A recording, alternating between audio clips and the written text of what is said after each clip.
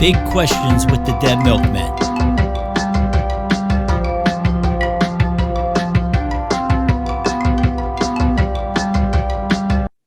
If you could choose from any fictional characters who would replace you in the band, who would you choose? I chose the bass player from the Kids in the Hall sketch, the bass player. The father, the servant. Yeah, by Bruce McCulloch and Kevin McDonald. Mix, yeah. It's just so incredibly well written, and it just makes me laugh no matter how many times I've seen it. And I think that that character would be a great replacement for me if anything were to happen. The bass player never gets the pretty girl. Is Heather here? Is her best friend. You guys doing anything after the show? No? Okay. But he does say, he's got a good neck, he says, and look at his chord structure. So yeah, I just think that the bass player is very underrepresented in the media, and when the bass player is represented, it's usually like the butt of a joke. And that sketch sums it up well, because he does say very positive things about him, and he does that little song. I did write it down because it's the mother, the father, the serpent, the priest, the foreman, the woman, the widow, the beast. And everybody watching is probably like, what the hell are they talking about? But everybody watching it is doing the movements from the thing. I get the feeling our audience knows that sketch. I think so. Yeah. So yeah, that's my answer. Good answer. Surprisingly, this was more difficult for me than I imagined. But I did come up with one. So there's some dispute as to whether this name of this character in this show is actually assigned to him, because on one source that I saw, they said the only member of this band was never introduced, and somebody else came up with a name for him, and I'm not sure where they got it. So the name that I saw online was called Colin Bailey. And this character is the drummer for the fictional band on Fernwood tonight called Happy Kind and the Mirth Makers. This is a great TV show, one of the all-time great TV shows that was aired in, I think, 1977 and 1978. Well, in 78, it became America Tonight, but basically the same characters, same format, same style. So doing a little bit of research, and I have a picture of the drummer, which you'll see.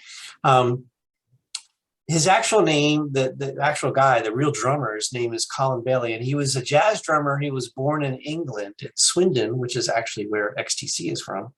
And he emigrated, I think, first to Australia, and then he came to the US. He's a very accomplished jazz drummer. He's played with lots of jazz greats like Joe Pass, Miles Davis, Chet Baker, and he's also played with singers like Frank Sinatra and Julie London. He's done it all. One of the coolest things that he's played he played the drums on the Charlie Brown Christmas album with Vince Guaraldi. So he's pretty cool. And I've got a great video segment from the Fernwood Tonight Show where Happy Kind and the Mirth Makers play Boogie Fever. Yes. Yeah, I'm so glad you found that. That is because he has a very important background vocal part in it. I couldn't find them doing Disco Duck. He's the other one in Disco Duck, but I couldn't find it. But I'm so glad you found that. That used to kill my family when they would do disco songs. Like we would just roll. Yeah. It's like that show is one of my all-time favorite shows forever. I remember my mom actually physically falling off the couch laughing when they brought out the rats in leisure suits. And if you're watching this and you're young, this is before you just tape stuff off TV. So then my mom would make us explain to our neighbors or relatives what was so funny, and they would never get it. And then like my mom explained to us, like, some people aren't just going to get it. Just yeah. If there's people watching probably have never seen it, you'll have to check it out. I want to end with this guy. His name is Colin Bailey, and he is also pretty well respected within the drumming community. And he's got a couple of books out, and he developed a technique of the heel to toe bass drum technique. So I've never come across it myself, but I'm going to probably search out one of his instructional books and check it out and see what it's like. So anyway, so yeah, Colin Brikowski from Happy Kind and the Mirth Makers. And Frank Duval, who played Happy Kind. Oh yeah, I can do a little sidebar here for you. That whole band was actually a pretty stacked, high performance musician band. Okay, Happy Kind, the band leader, was actually played by a guy named Frank Duval. And Frank Duval was the composer of TV themes like The Brady Bunch, Family Affair, and My Three Sons. And he did a lot of soundtrack work for TV and film. He was nominated for 4 Academy Awards, and he's on Fernwood tonight. He was renowned as an arranger, which just means, putting the song together in parts and everything, for well-known singers like Nat King Cole, Ella Fitzgerald, Sarah Vaughan, Tony Bennett, Dinah Shore, Doris Day, and Vic Damone. I mean, he was very accomplished. And the guitar player was Tommy Tedesco, the famous LA session musician. He was a member of the Wrecking Crew, which played on lots and lots of records out there. Tommy provided the flamenco influenced guitar lick in the Fifth Dimension's Up and Away. And he also is responsible for the guitar intro to the MASH theme, which some of you may be familiar with. And also the accordion player was a guy named Frank Marocco, who is known as the most recorded accordionist in the world. He's also played with many, many jazz greats. So that band was like full of very talented people pretending to be one of the most schmaltzy, terrible lounge acts ever. It was amazing. I love when they would do a song, like they would do the disco song, and they would cut over to the host, played by Martin Mull, and he'd always be like, he'd be face planting. Frank Duval also wrote the song "The Happening," which was covered, not covered, but Diana Ross and the Supremes did it. He wrote "Hush Hush, Sweet Charlotte." And the very last film that Frank Duval, and a lot of people don't know this, that he did the score for was the film Over the Top, which is a female mud wrestling movie. Yes. Yeah, Frank actually had a lot of fun. He would go on talk shows and talk about that. Yeah. Frank Duval and deadpan, just absolutely deadpan and brilliant. Yeah. I like that. All right, Happy, you spoke on camera. Now we got to pay you. So, God, I miss that show of Mary Hartman. All right, so for my replacement, I had a couple of choices off the top of my head, which were Edmund Blackadder, who would be perfect for my role, any character played by Groucho Marx in the movie. But I did settle on a character who was created by Robert Louis Stevenson, and it is not Blind Pew. I don't masturbate that much that I'm going to go blind. Actually, the character that I picked is from a 1886 Penny Dreadful, and it's called Strange Case of Dr. Jekyll and Mr. Hyde. Not The Strange Case, just Strange Case. And the reason I went with the combo of Dr. Jekyll and Mr. Hyde, and it counts as one person, okay? Batman and Bruce Wayne are not separate people. You don't have to lay out extra food.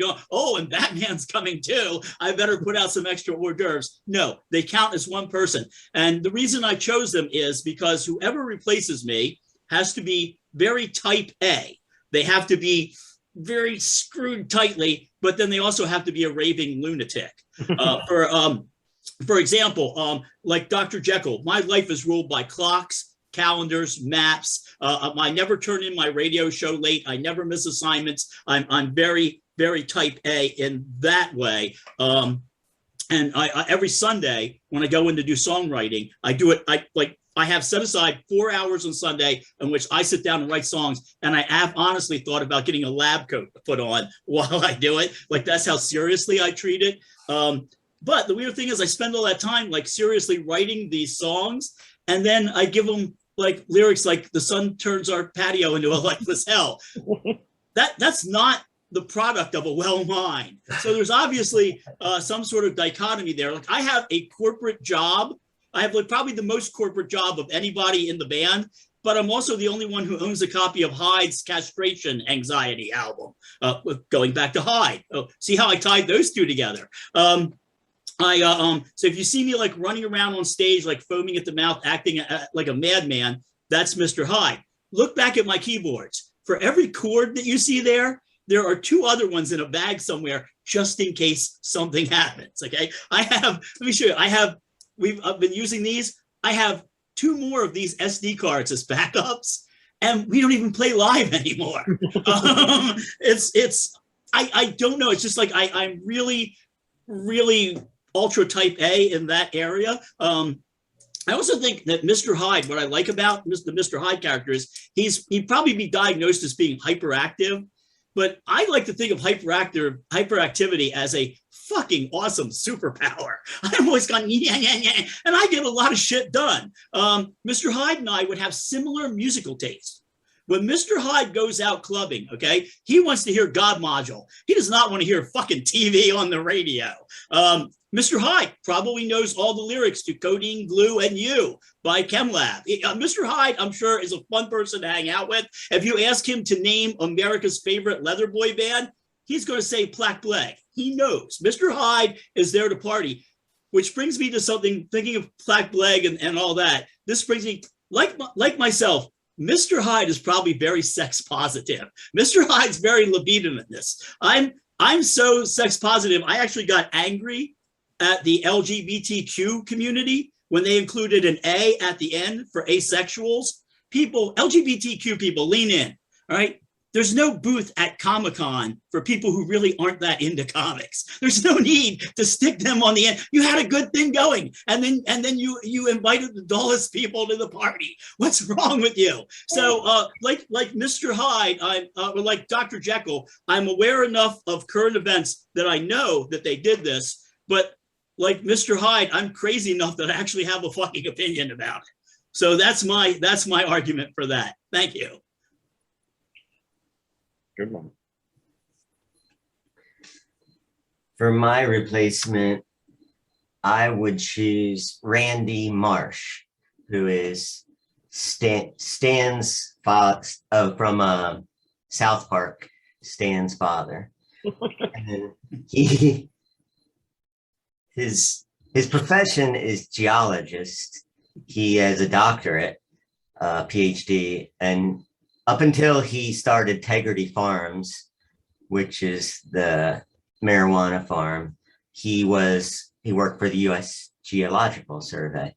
But we learn in some of the episodes that he has a lot of musical talent, which is why I chose him. There's a flashback to when he was a teenager and he was in the boy band. You may remember this. The boy band, the Ghetto Avenue Boys, and they had a huge hit called You Got It. But of course he was kicked out when he was 19 because he got too old. But still, his voice is really good. So he's got a good singing voice. He was in the choir as a kid. Also, we learn in another episode where the kids are playing Guitar Hero or something like that.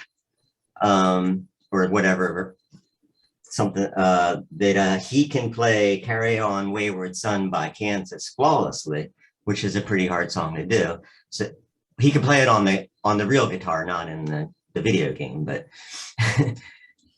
so he's probably a better guitar player than I am, so he'd be a good replacement there if I needed a fictional replacement. And not only that, he's got a lot of creativity because in yet another episode, we find out that he's secretly Lorde, L-O-R-D-E. And,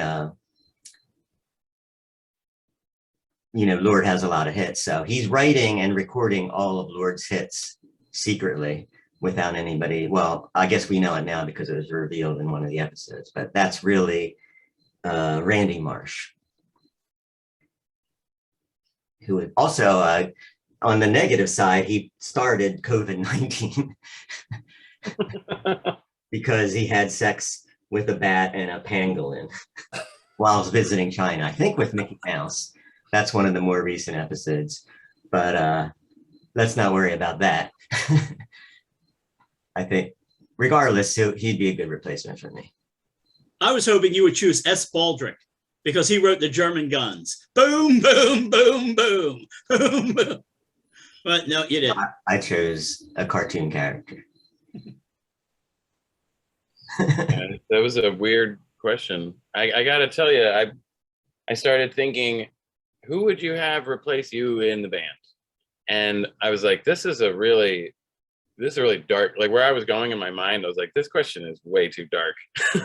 And I said to Edgar, I was like, what should I do with this question? He was like, why don't you say a fictional character? And I was like, whoa, okay, that's a good, throws it for a loop. So After trading places, our band would be completely different with That's always been my dream for the band. We just keep replacing people.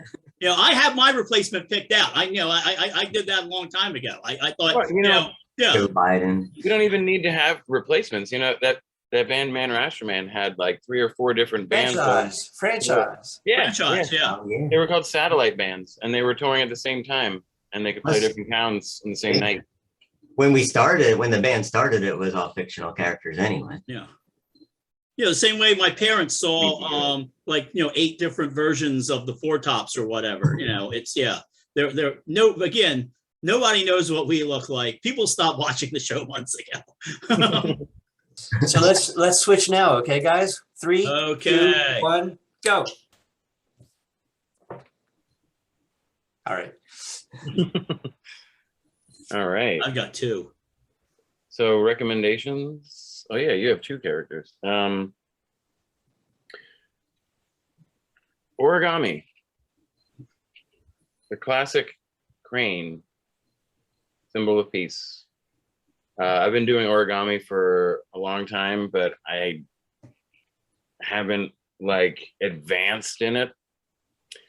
I do a lot of cranes and irises and boxes, but I'll tell you, it helped out a lot this past year when we weren't having rehearsals or doing anything, and I needed to keep my hands busy when my hands weren't busy. And origami is a big help for that. So I would recommend getting into origami. I've never looked. I imagine you can find folding directions online. Yes, there's a lot. I used to look at Origami Club, which is a hilariously translated website with some pretty good ones that I kind of got bored with. And then you'll see people that do these dragons that you're like, is that origami really? I mean, it looks like you just folded it. Paper craft or whatever. Yeah. I did this pale white blob, which is Lindsey Graham. $500, folks. And you can't use scissors or tape. That's not true origami. So that's it. All right, my recommendation, I'll relate it to my character. I recommend that people go on YouTube and they search out videos for Fernwood Tonight and America Tonight. There's plenty of stuff out there. Look for anything with Fred Willard in it. It's just, it's so great. But yeah, there's a lot of clips and there's a couple of full episodes of the show. It's just one of the most amazing shows ever on TV. I remember just watching it. Like Rodney said, his mom falling. I just remember rolling on the floor laughing. It was just absolutely ridiculous. So, yeah. Fred Willard's greatest line was, it's interesting, in World War II, it was legal to kill Germans, but you do that today, and boy, also the horrifying Roots line. Oh my God. Oh my God. So yeah, please go online and search out anything you can find out for Fernwood Tonight and America Tonight on YouTube. The video clips are amazing. So. My recommendation this week was a show. I don't know I think it may have ran on the BBC, but you can find about 10 episodes of it out there on YouTube. And it is called The Forger's Masterclass. And what it is a man who was convicted of art forgery teaches people how to paint like famous artists. And first, I just want to say, I love art forgers. Art forgers are my favorite criminals because it's a completely victimless crime. Most people right now who are buying art are buying it as an investment, which means right now there's some asshole looking at Picasso's Guernica and thinking, I wonder what the resale value is on that. fuck these people. If they get sold something that's fake and they buy it, tough. You know, it's like the people who got the Milli Vanilli album and then they got upset when it wasn't Milli Vanilli's. If you like the painting, doesn't matter who painted it. But the show itself is actually fantastic. There are half-hour episodes, so perfect size. The guy usually has like 3 amateur artists on. The quality that they do ranges somewhere from when Mr. Bean tried to fix Whistler's mother, all the way to some incredible art that is really life-affirming. It is really, a couple of people painted in the Monet one. This young lady who I wasn't expecting much from, because she seemed kind of ditzy, paints an incredible Monet. So I really, and also there's an Edward Hopper one where a guy does one that's not quite Edward Hopper, but I'd hang it on my wall. I mean, it's really that good. So it's just really, it's nice to see people out there like having fun, you know, stepping outside their comfort zone. Some of these people are like tattoo artists or graffiti artists, and the guy does a great job about talking about the history of the paintings. So I really recommend it. I was so inspired that I painted this. This is my Degas that I painted. And now I use, usually blue moves to the background, but I use no background other than the thing that's before that said Free Britney, Jail Eric Prince. But it gives it movement. And I also, I added a fart. So there's that. So that's my Degas, and here is a little David Hockney right there. There's a little David Hockney. And, run along, little white Urkel, run along. But that takes me to my second recommendation, which is, because I actually do like David Hockney a lot, which is David Hockney's book, which is called Secret Knowledge, Rediscovering the Lost Techniques of the Old Masters. This is a very controversial book. Again, my Jekyll and Hyde personality. I've read this book, but I almost got into a physical altercation over it. Hockney's premise is that a lot of the old masters used optics. They used camera obscures, mirrors, and stuff like that. Otherwise, it's not like in around 1420, everybody just learned to paint. There has to be a reason for this. And it's not like for about a couple of decades, 90% of Europe suddenly became left-handed. That's what happens when you do the reverse of the image. So, and you're tracing over it. So I tend to agree with Hockney on this. I know a lot of people get really angry about it. Like, what do you mean? Those people are geniuses. And it shouldn't matter. It's like when people get angry at musicians when they find out you use a DAW, like, oh, that's cheating. You're using, no, it isn't. Any tool that you can use, it doesn't take anything away from the fact that they, projected and traced over. They were geniuses. Van Eyck is an absolute genius for A, using the tools, and B, knowing how to use the tools. So yeah, David Hockney's book, Secret Knowledge, read that, please. Okay. I'd like to recommend a album called, for your ears, called Soundscapes by Dean Sabatino, who is one of our Never heard of him. And it's available on his Bandcamp. It's 20 tracks. They're instrumental they're instrumental. Sometimes the machines speak, but it's instrumental. And it's kind of very sci-fi-ish in my estimation. Just like it says, they're kind of soundscapey. There are hints of melody that sneak in here and there, but I find that it's very pleasant, fun music to listen to. I say this a lot, especially when I'm driving and especially at night, like driving back from Dead Milkmen practice or something. It's great to put on. So, Joe's driving at night, people. Stay off the roads and the sidewalks. Bolt your doors. There's also a video playlist where you can see me play all those tracks too. Oh, I have not. I heard the record. I didn't know about the playlist. Oh, wow. Renaissance man. So, yeah. So Dean, that was all live too, wasn't it? Or, yeah, I mean, I kind of knew what I was going to play, but yeah, it was recorded live. It's kind of there's improvisation going on. Okay, cool. Thank you. Thank you, Joe.